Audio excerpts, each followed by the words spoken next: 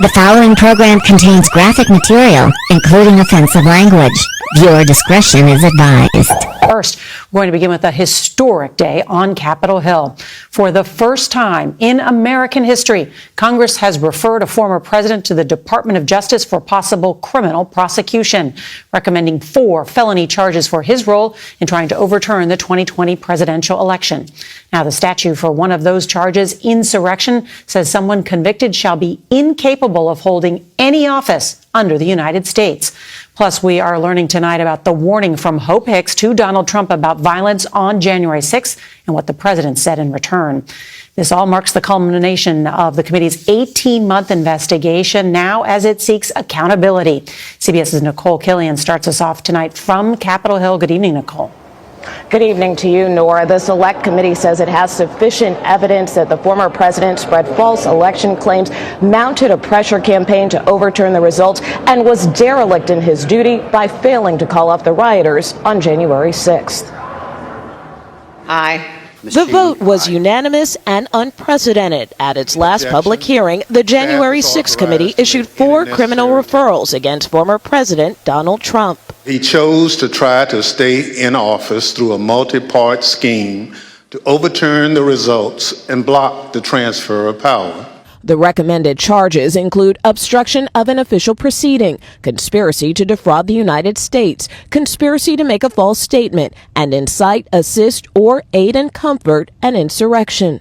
It is a grave federal offense anchored in the Constitution itself. The committee also revealed new interviews, including with Trump advisor Hope Hicks. He said something along the lines of,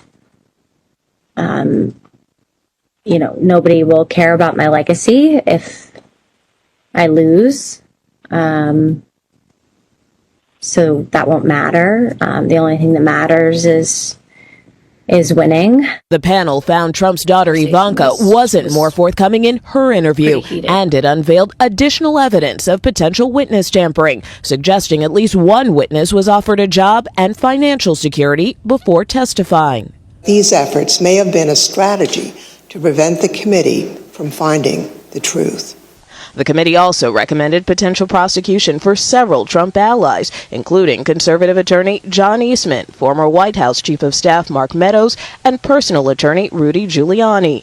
Former prosecutor Scott Frederickson says the committee's actions may not carry any legal weight, but its work could significantly aid the Justice Department's ongoing probes. This is the kind of work that would have taken the Department of Justice 6 months to a year to conduct.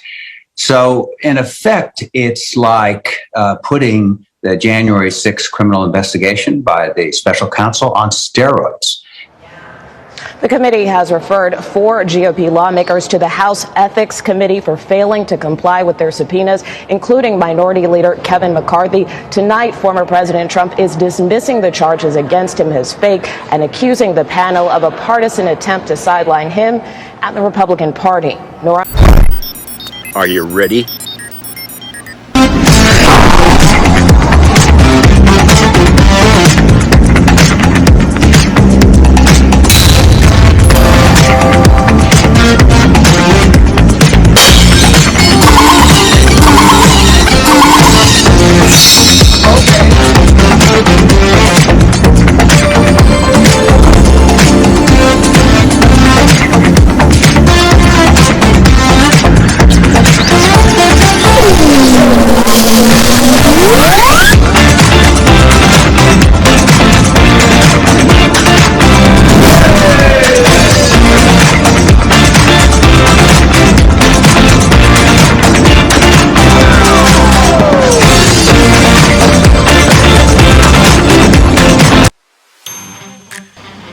Hey everybody, it's Jack.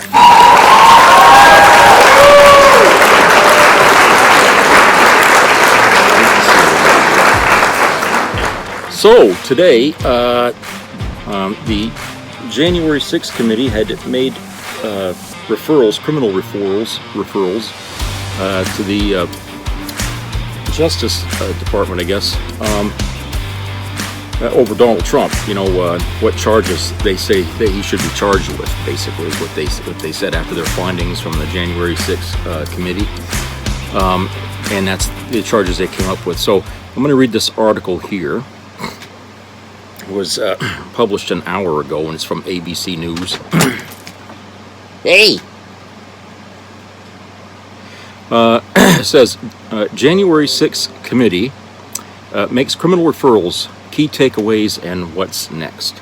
The House Select Committee's 18-month-long, 18 months, investigation into the Capitol attack on January the 6th, 2021 came to a dramatic close Monday, today, when members voted unanimously to make multiple criminal referrals to the Justice Department over former President Trump's efforts to overturn the 2020 election.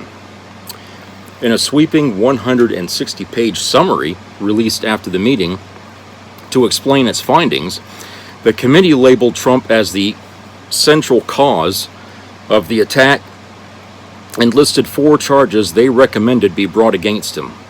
The Justice Department is not obligated to act on such referrals to charge Trump or even to acknowledge them. But the public hearings outlining Trump's multi-part scheme to overturn the 2020 presidential election have amped up pressure on Attorney General Merrick Garland to bring criminal charges against Trump, which would be the first in history against a former president.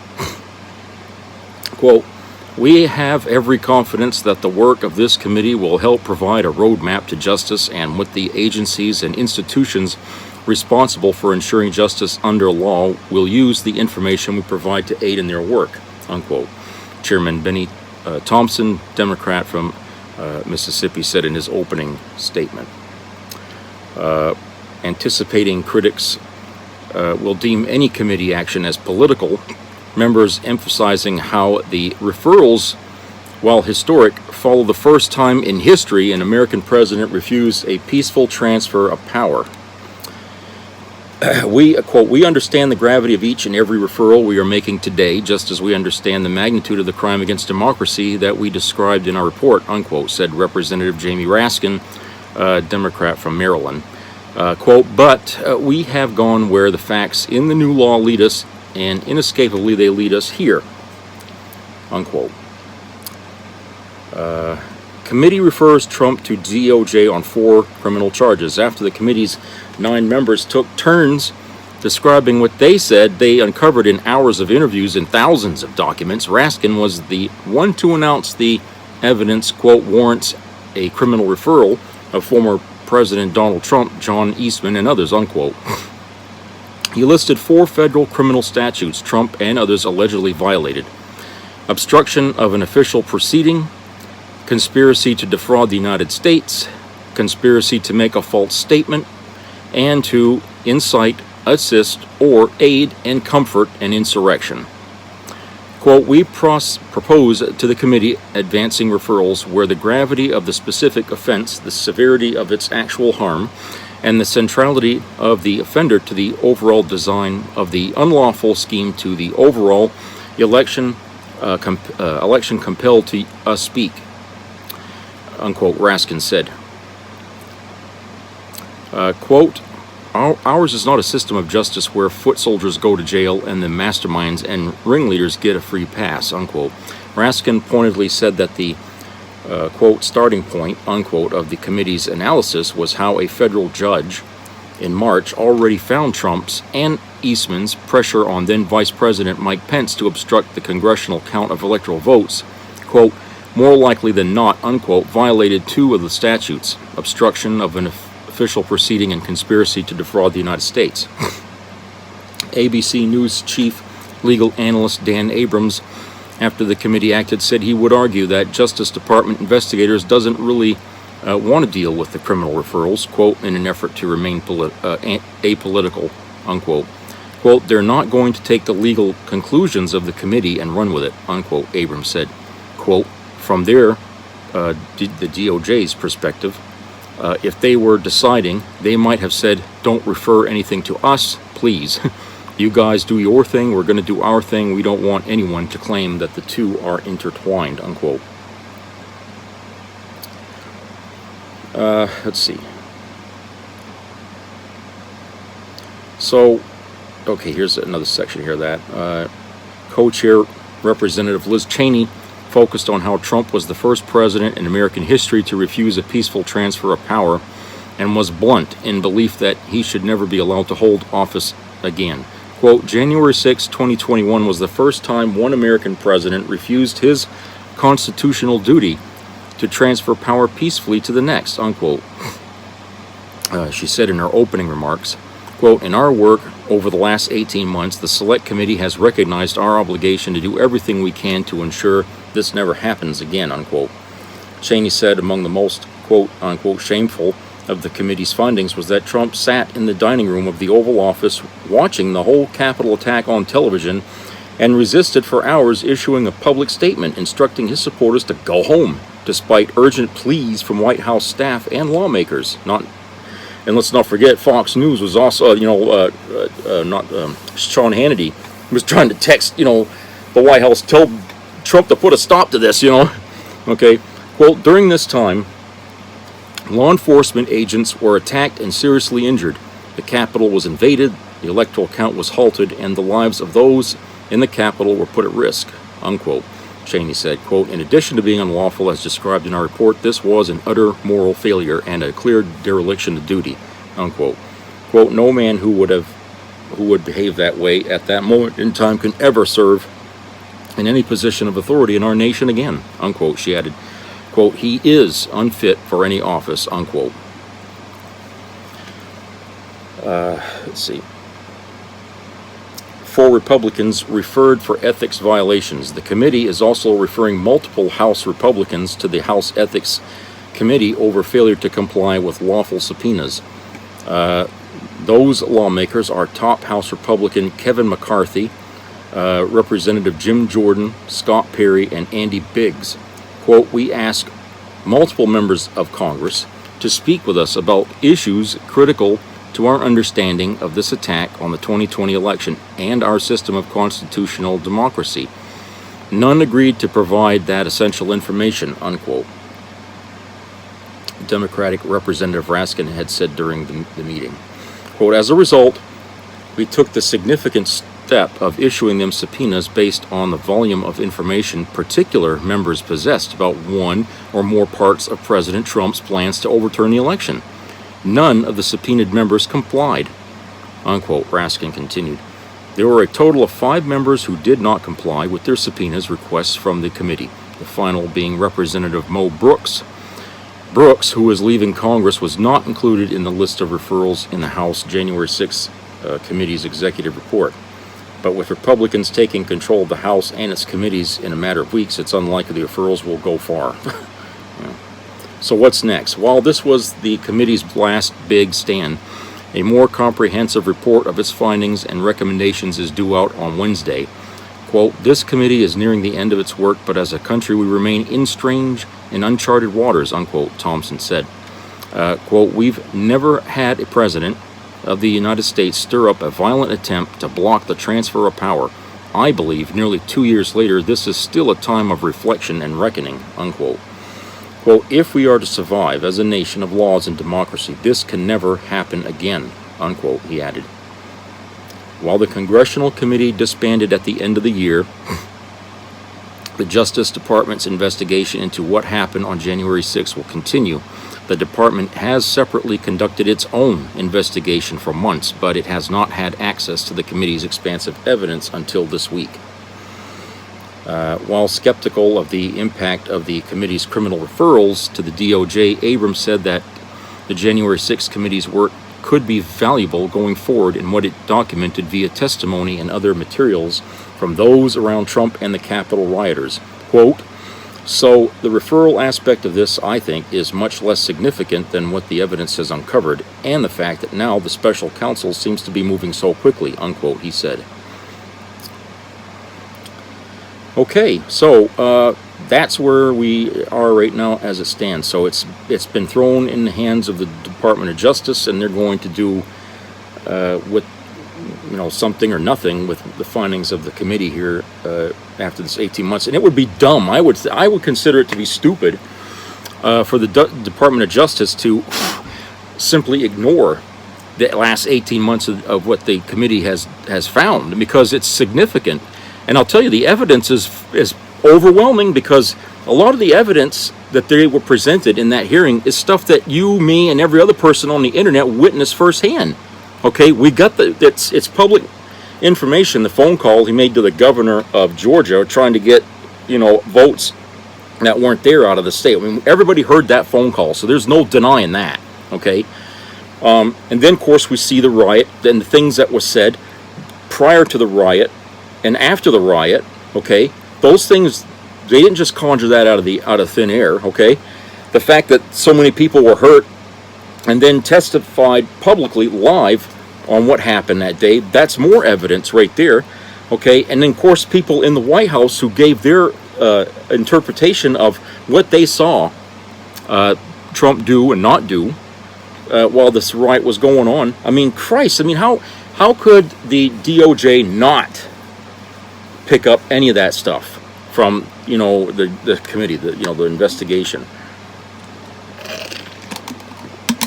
They did a lot of work. They did, the committee, more, I think, than they really needed to, because a lot of the evidence was obvious. I mean, people were saying for months that, hey, they're just uncovering things that are already uncovered. The general public already knows a lot about what Trump did and didn't do, and what the Republican Party tried to do to either shield Trump or to exacerbate what Trump was doing. Okay, and you can't say that none of this stuff happened. There's no way to argue. I mean, anybody that tries to argue that Trump was railroaded here is going to find themselves quickly up against the wall, because A, they never had any proof to show that there was any shenanigans that went on during that election. Okay, they never had anything to show for how these machines so-called screwed up and flipped votes and all that, because they still haven't proved that. And they're all, and anybody that was saying that there was, they're all being sued now.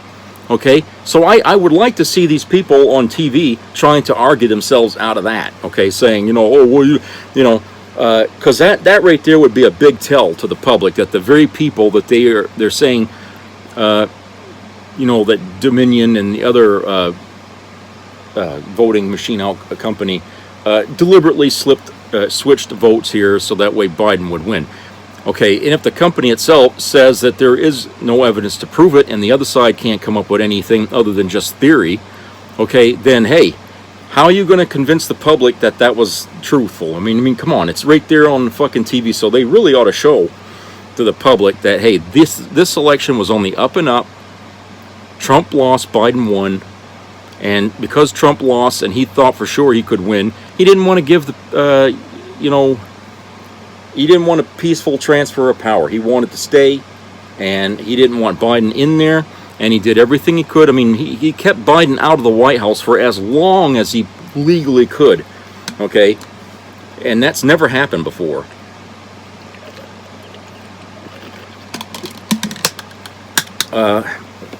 Never gave a concession speech, okay? All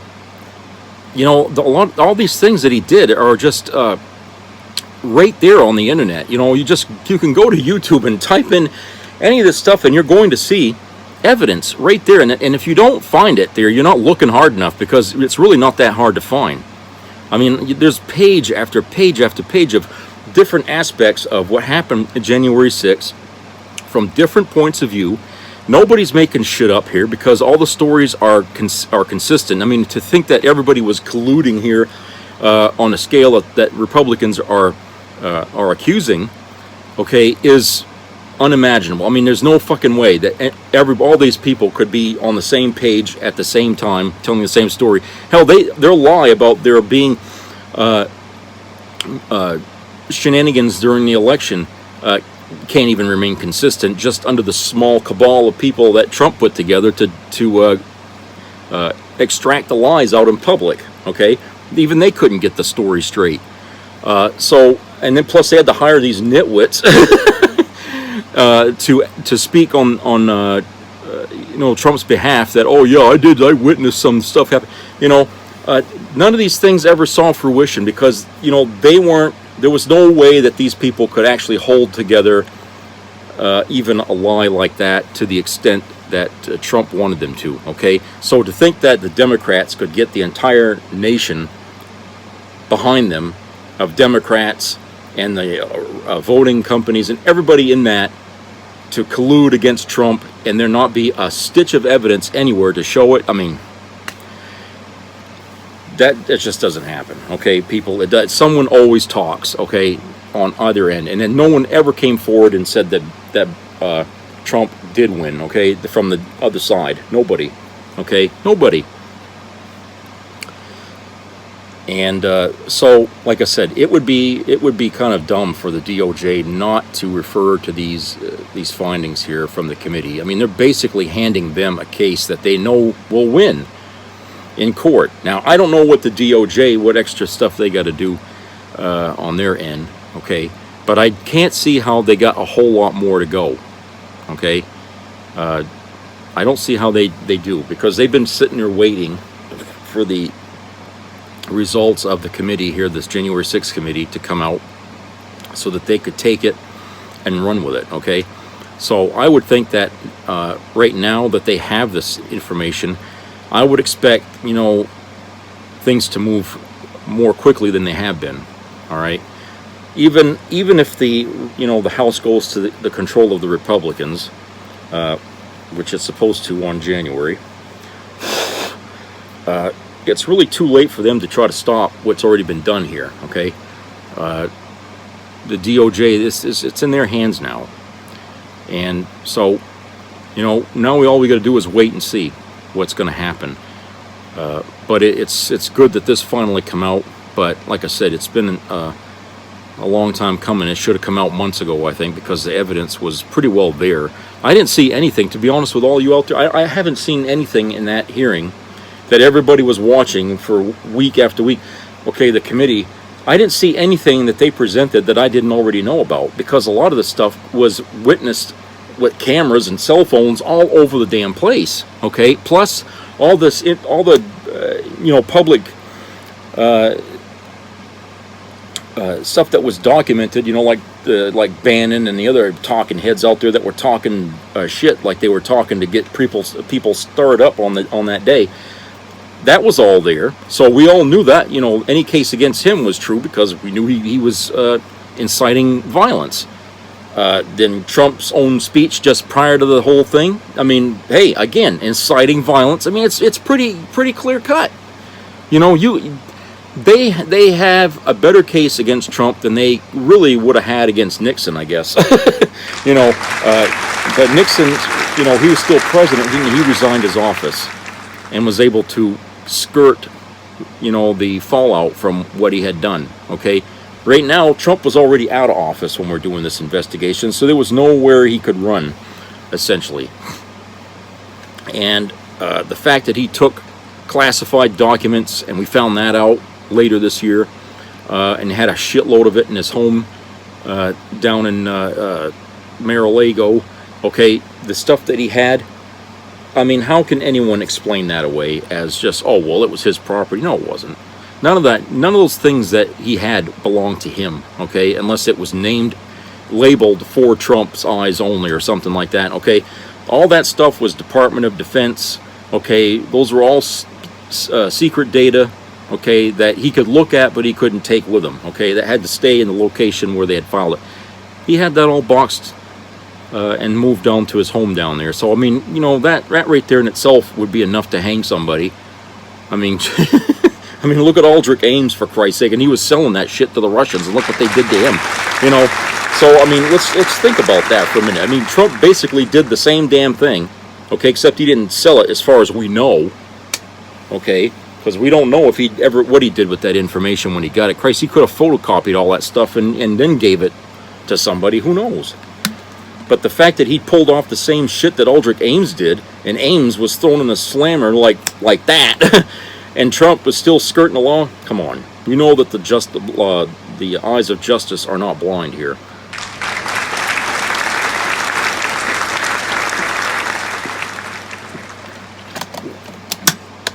So that's why I'm saying that the evidence is there. It's all there. It's really the willingness of our government to do something that it has never done in its history. and that's convict an ex-president of crimes. We've never done that before. Okay, not even Nixon. We couldn't convict him either because he ran. Okay, he left office before we could do anything. Trump is the first guy that we are being asked to convict here. And so everybody is like walking on uncharted water. So we're really, and I think there's a lot of hesitation here because we don't want to be embarrassed around the world for having elected a man who was the wrong guy in every sense. That, on that day when Trump won in 2016, this country made a big mistake. And that speaks a lot to our system of elections when we admit that this guy should not have won as president. So it makes us, it forces the world to think about the idea of free and fair elections, because here we had one in the United States and it failed us because instead of voting for the right person, okay, we ended up voting for who we thought was the most popular person, okay? And that's where the system screwed up, and that's where we failed as Americans when we voted that day. Okay, we were all hyped up about Trump, and the Americans at the time were looking, and I remember this well, we were looking for somebody who wasn't part of the establishment. If you recall, that was the thing. So we wanted someone who wasn't wrapped up in the system, and for some reason people thought Trump was that person, but he was more wrapped up in the system than anybody ever gave him credit for. This guy spent a whole life being wrapped up in a system of making deals and making crooked deals and skirting the law and breaking the tax code. And I mean, this guy's got a long, long history of breaking the law. What makes him not, deeply ensconced in the system, okay, that people didn't want somebody part of, okay? Anyone that runs for a political office in this country has to be in some degree part of the system. Otherwise, why were they running for an office? Okay, what the hell would they know about politics in any degree if they weren't already working inside the system in some fucking way or other? Okay, there's no such thing. The only time you could get somebody outside the system to run for a political office is if you vote for somebody like me. Okay, someone who's never spent a day in politics doing anything for anybody. Okay, and only knows about politics from the outside. From what I read in the newspaper, that would be somebody on the outside. I'm not making deals with anybody. I have no ties to any company, big or small. Okay, not getting any money from anybody to run for an office. Okay, it's just me and myself and I. That's it. That would be somebody outside the system. But Trump ain't outside the system. Hillary wasn't outside the system. Bernie Sanders was not outside the system. So the three people that this country was screaming we should, none of these people were the ones they should have been pinning that tail onto. Okay. Now, out of the three, there was one that stood out as best choice for the rest. Okay, but that's a whole different debate there. That's a whole other discussion. Okay. The fact is none of these candidates were outside the system. They were all in it, in one way or another. Okay, and they fooled us, or Trump did, I guess, and Hillary to some degree, because she had a lot of people who wanted to see her in there. But with Trump, Trump he did, because he talked like an outsider. Okay, with his barbaric things that he would say, that were racist and all that.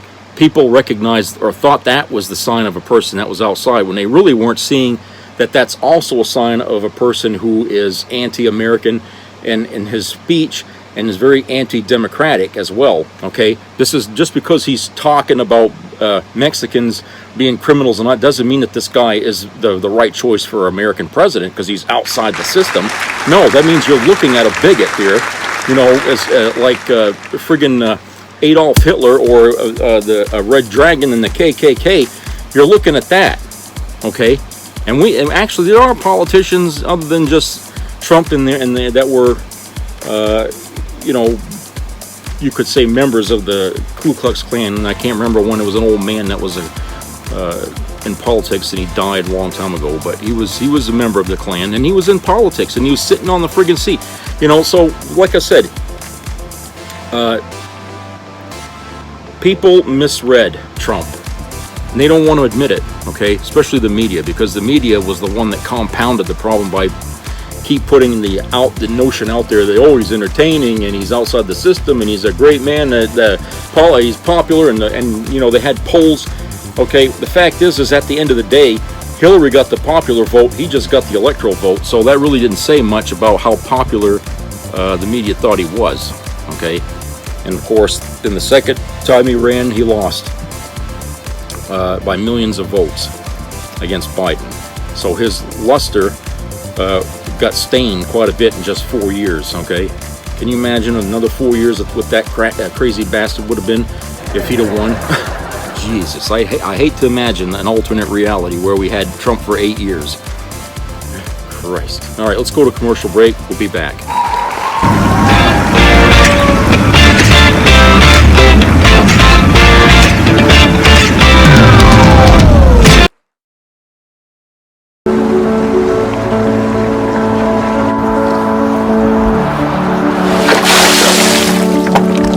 This is me.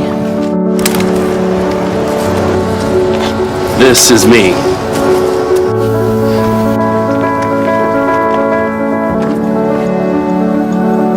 This is me!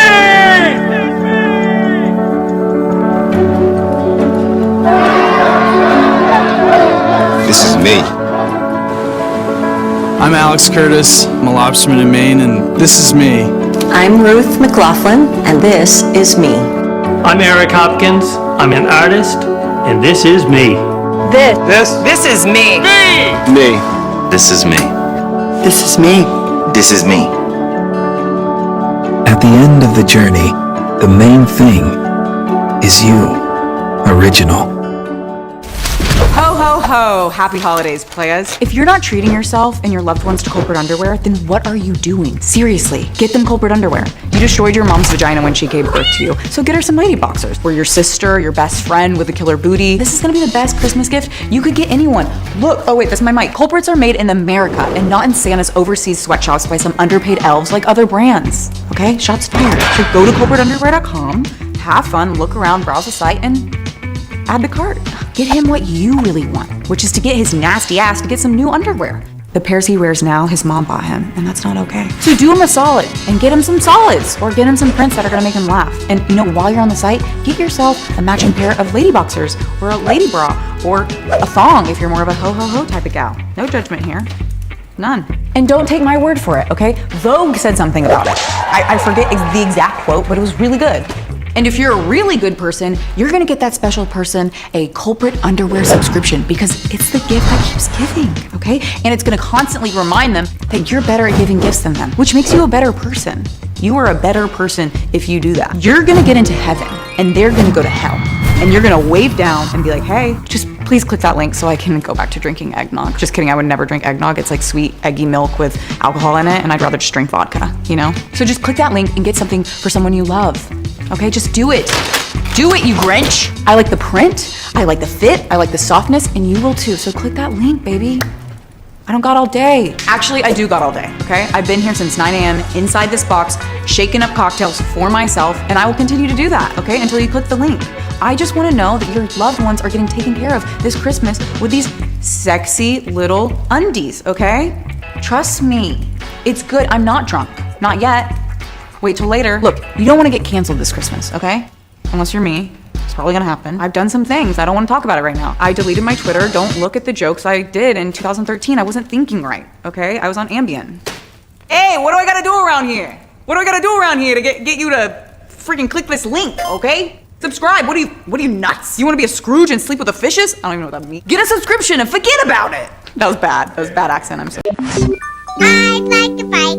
I'd like a pony. But what I love is my first pony. I like pizza pie. I like macaroni. But what I love is my first Sony. Now Sony makes small products for small people. Walkie-talkies, Walkman stereos, and cassette recorders. Specially made for kids. I like Billy. I like Tony. But what I love is my first Sony. It won't be your last. I feel like I wanna be feeling. Look at the smile on my lips. I've got M&M's peeling right at my fingertips. So carefree, they fit any plan. Milk chocolate melts in your mouth, not in your hand. You wanna grab on to that M&M's feeling. Grown-ups like cash, cash, bagash, 'cause kids look good in them. Kids keep wearing ash, cash, bagash, 'cause they keep up with kids. They keep up, ash, cash, keep up, bagash. They keep up with kids. Kids, ash, cash, bagash. You look a lot like a puppet I saw once. Name was Pistachio. That's Pinocchio. It's all new. All wonderful. All Pinocchio. Couldn't have said it better myself. Filmation's Pinocchio and the Emperor of the Night. I'm a real live boy again. Coming this Christmas. And that's no lie. Rated G.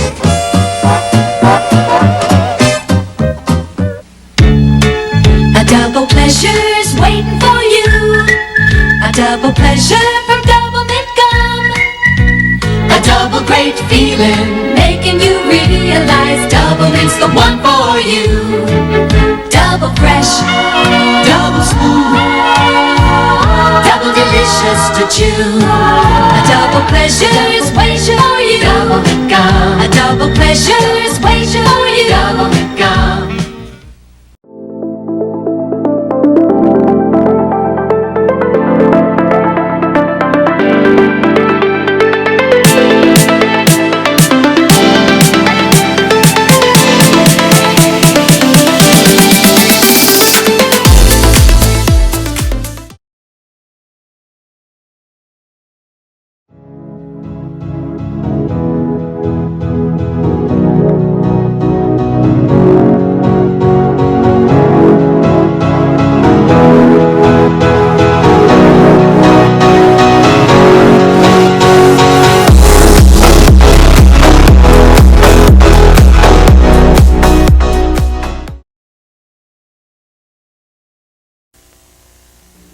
Be a part of the entertainment value of a lifetime.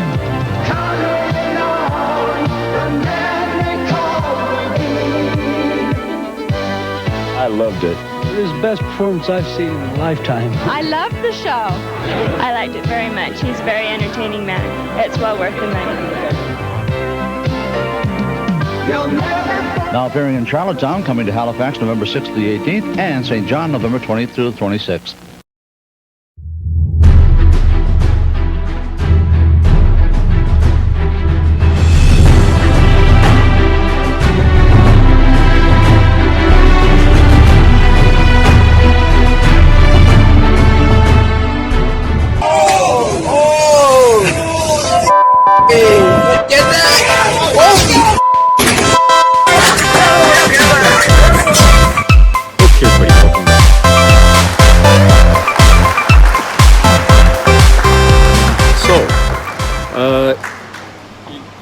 You know, I wanted to kind of review a little bit of just what happened this year as far as Republicans' attack on democracy in this country, okay? And just this year alone, okay?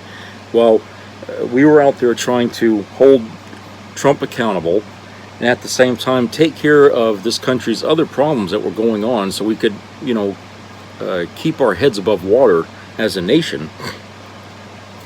The Republicans were out there simply attacking democracy and thinking that, you know, that was the way to go for as a party in order to secure support for the midterms, I guess. I don't know. I mean, I guess all these things were part of the plan from the right wing on how to secure victories for the midterms. And because of that, that's why they were going around saying, oh, there's going to be a tsunami, a red wave that's going to come and, you know, give us our victories and things, okay? But apparently they ignored all the cries out there of people who were screaming at them for doing what they were doing. Now, our voting system, they've been attacking. I mean, they were attacking that. That kind of goes on for years, the right wing.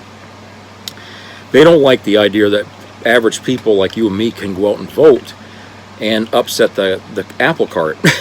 You know, they make plans to do things as a party, and then we come around and we simply undo all that with an election.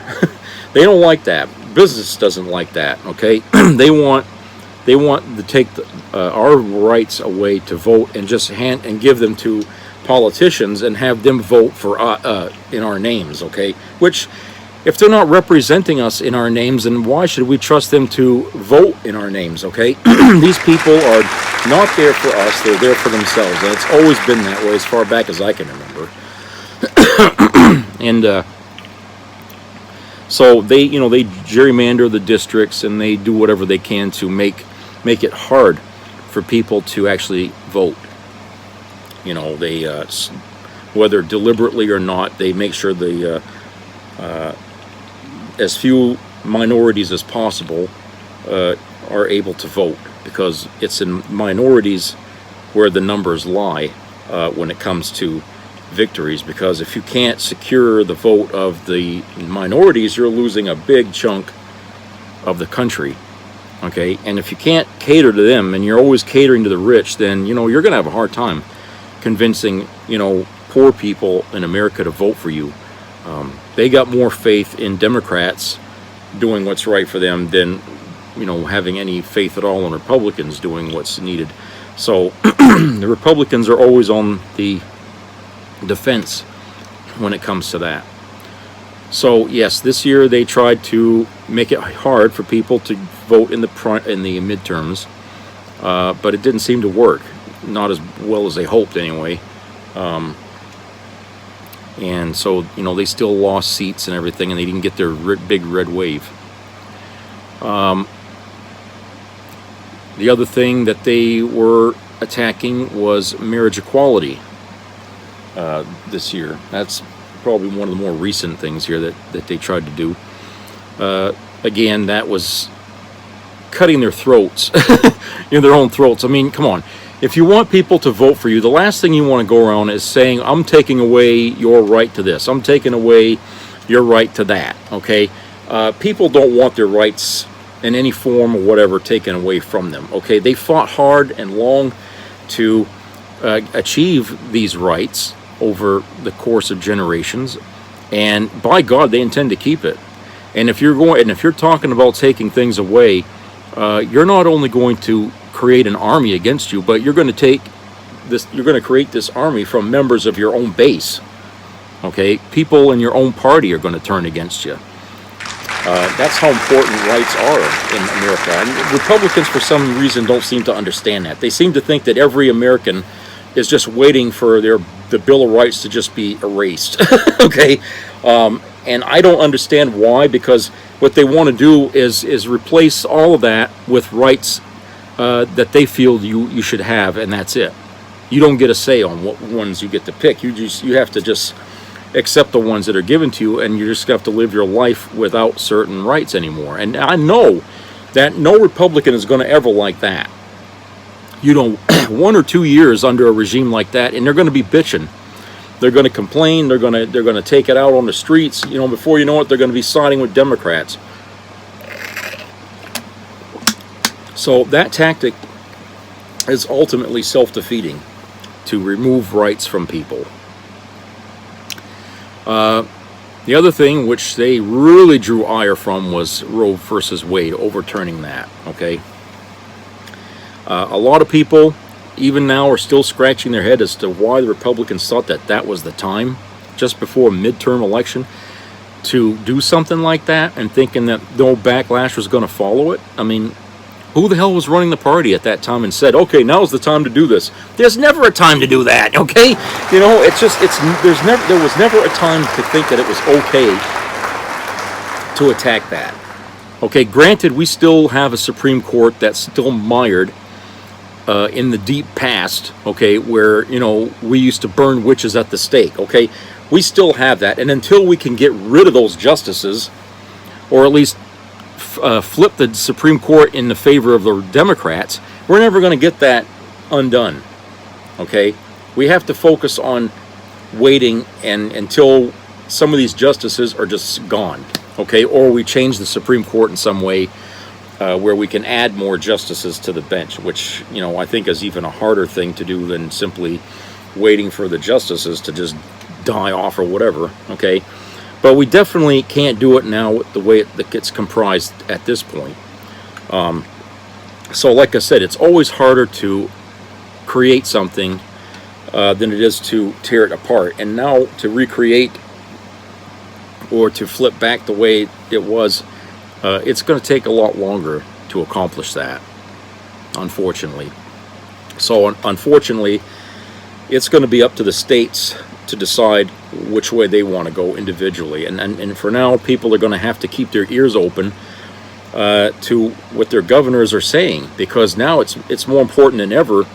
If you're living in a state that's blue and they get a Republican in there for a governor, you know, you're going to have to wonder, is this person going to undo the women's right to vote? I mean, am I going to have to fight this battle with the new governor? You know what I'm saying? So we're all going to be under the thumb here of our local governments in our states, because it's going to be a fight that's really it's been passed down to them to do now. So it's a sad situation, because that means certain people are going to have to think about where they want to live for the time being, because, you know, governors are not elected for life; they're for a term, and so things change. It's a sad thing to think that people are going to have to up and move all the time whenever some state turns red. Okay, it's not a good situation. Okay, that's why we have federal laws. Okay, to prevent shit like that.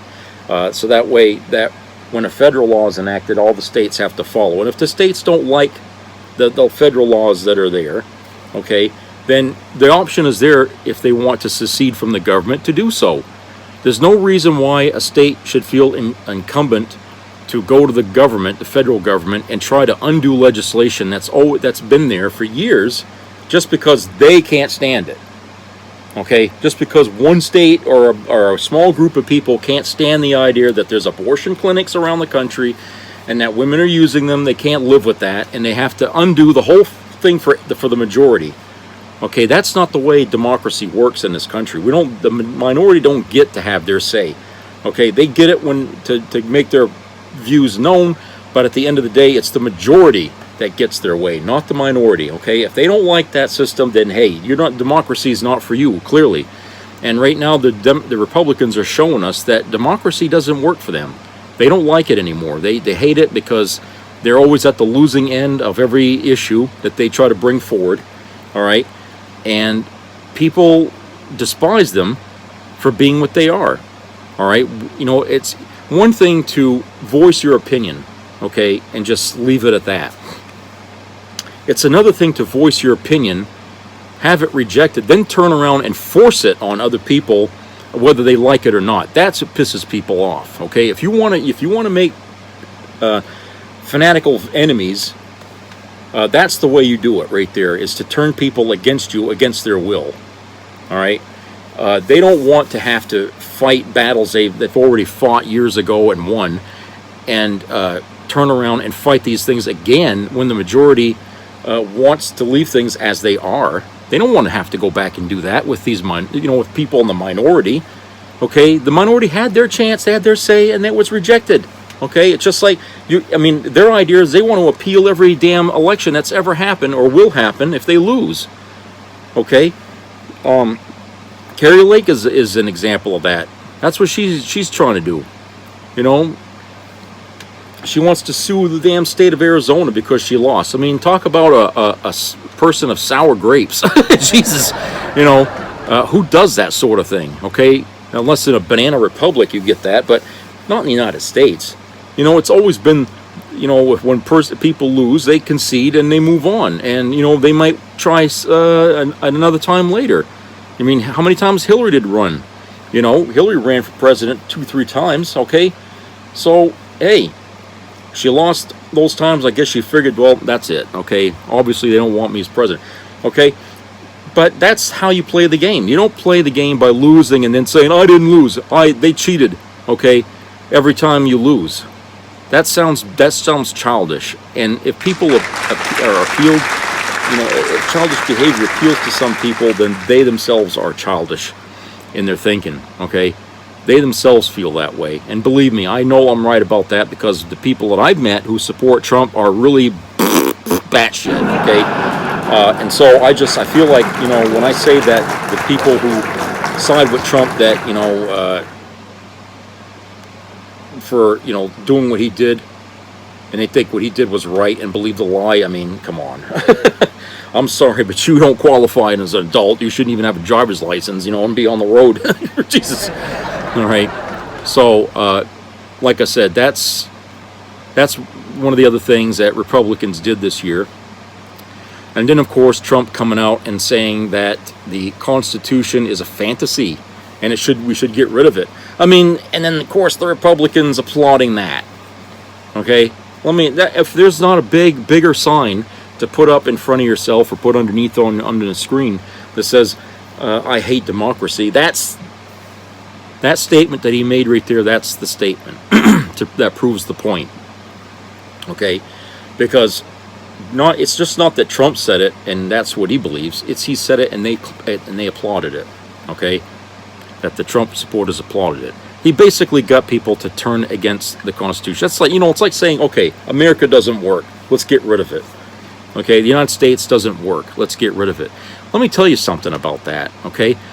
And all the things that they bitch about that they say doesn't work in this country, okay, and that we should get rid of America, if you dug deep enough, you're going to find out that it was Republicans' dirty hands in the system that created the problems in the first place, that they now say, well, the country doesn't work.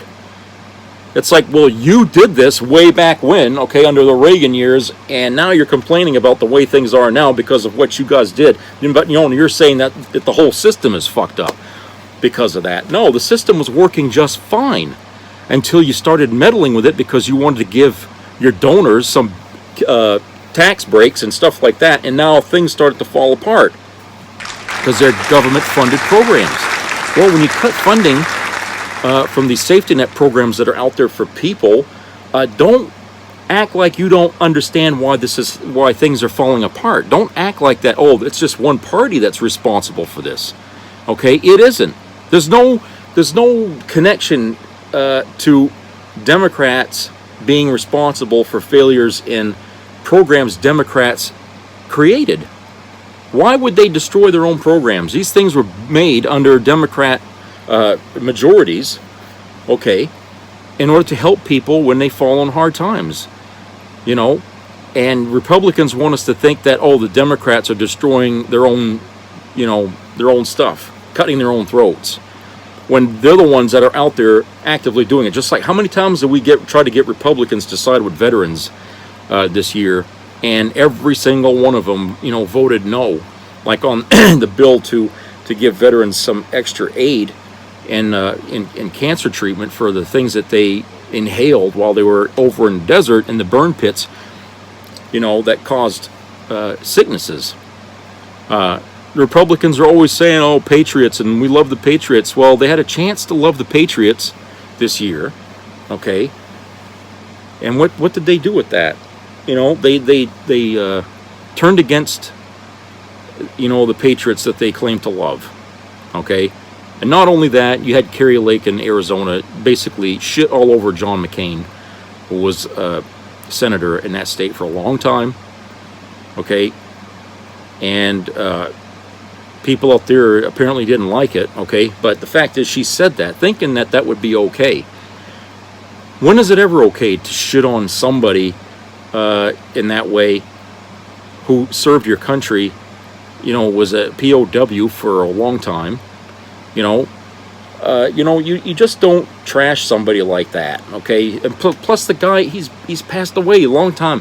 It comes a point where you just don't even say stuff like that, okay? But Kerry Lake obviously doesn't have any class because she thought that was fine to do it, and that's why she's doing what she's doing now, trying to sue the state because she lost. I think the people in Arizona should give her the middle finger and say, hey, you had your chance, you know, get the hell out of here. Get out of our face now. The game's over. All right, you want to run for something else, you know, go carpetbag somewhere else. I mean, she's not even from Arizona, for Christ's sake. But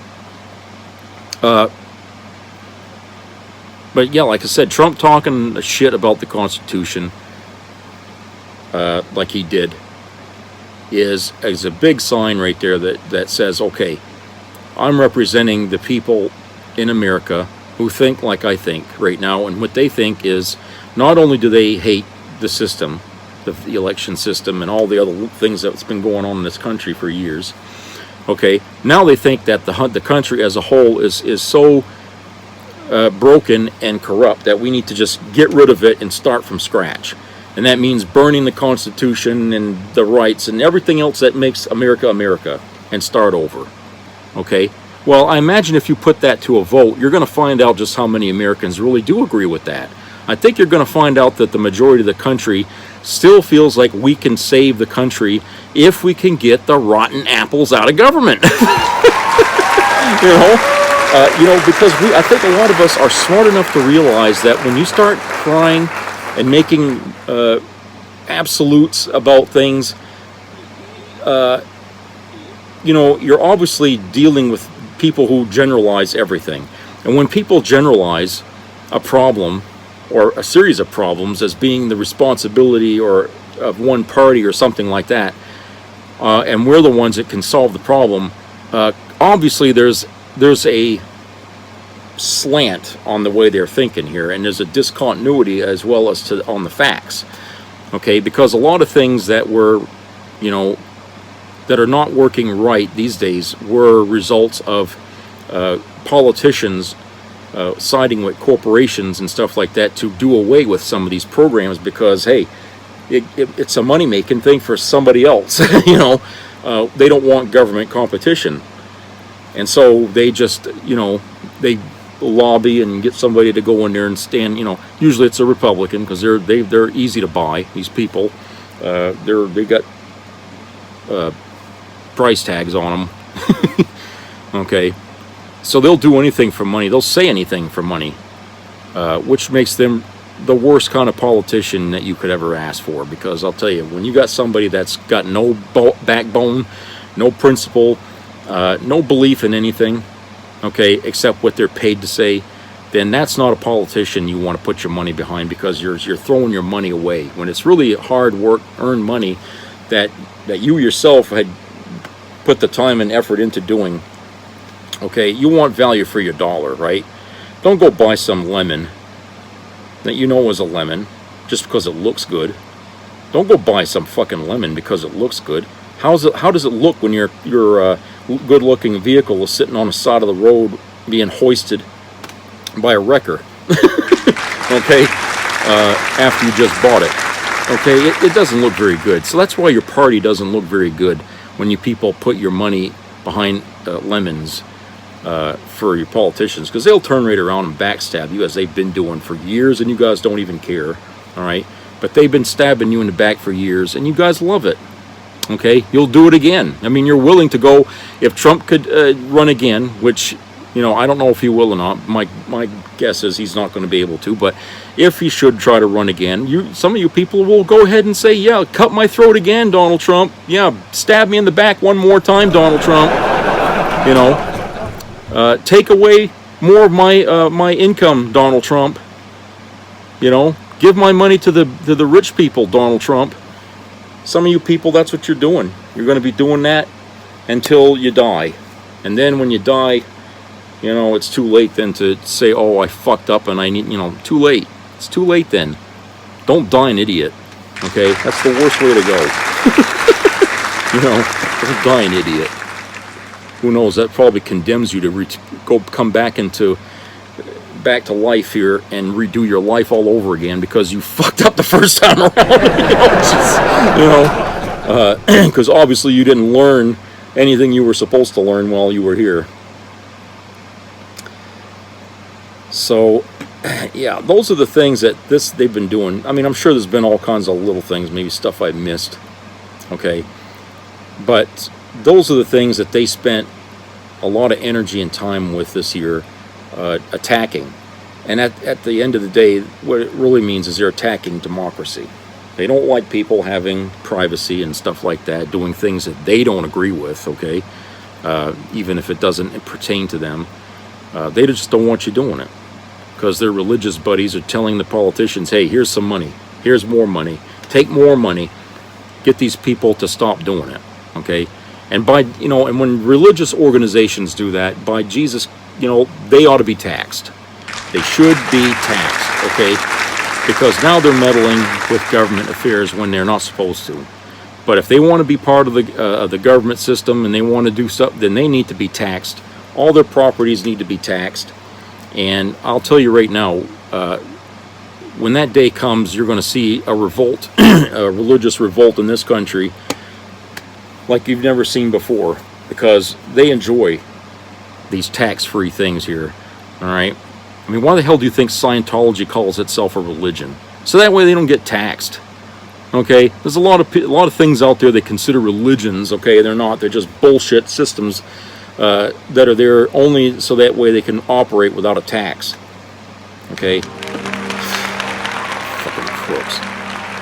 All right, anyway, that's it for today, and Christmas is coming up this Sunday, I believe, and I hope everybody has a great Christmas if I don't get to see or talk to you here again. So please keep your ears open for COVID-19 news. There is spikes being reported in areas because people are getting together in malls and at home and stores, shopping and gatherings, religious gatherings and stuff. It's happening, so naturally there's going to be more people getting sick, and a lot of people I notice are not wearing their masks wherever I go, and so you're creating a recipe here for problems starting the next year. All right, so treat each other nice. Happy holidays to everybody, and I will talk to you again later. So take care.